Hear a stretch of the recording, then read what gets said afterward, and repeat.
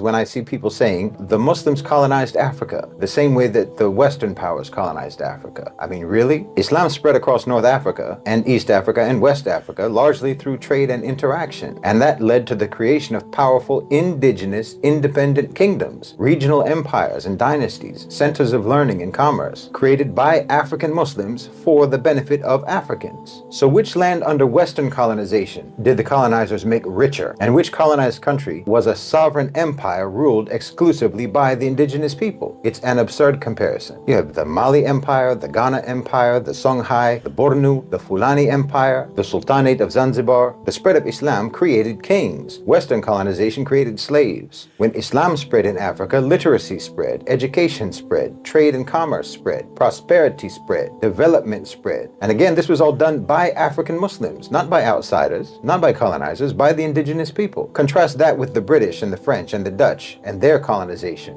and then still tell me that the Muslims were colonizers. Why, the difference is night and day. They de-developed Africa. They plundered Africa. They subjugated and destroyed Africa. When I tell you that the countries of the Sahel were among the most developed and richest lands in the world, you can't believe it today. You see how things are now. The poverty, the lack of infrastructure, the violence and the instability. Well, the only reason it's like that is Western colonization. Those lands, the lands of the Sahel, were the envy of the world. And you made them, according to Frantz Fanon, the wretched of the earth. We spread prosperity and you spread misery. We built and you tore down. We produced and you stole. Again, you can't try to say that your colonization spread through trade and missionary work. Again, that's what you're going to try and say. And that Islam also spread through trade and da'wah, which is like missionary work. And you can pretend that these are the same. That's because you're using trade, in your case, as a euphemism for plunder and theft. And the proof is in the poverty. Whereas in our case, it actually was trade and the proof is in the prosperity. You call what you did missionary work, but it was coerced conversion, subjugation and brainwashing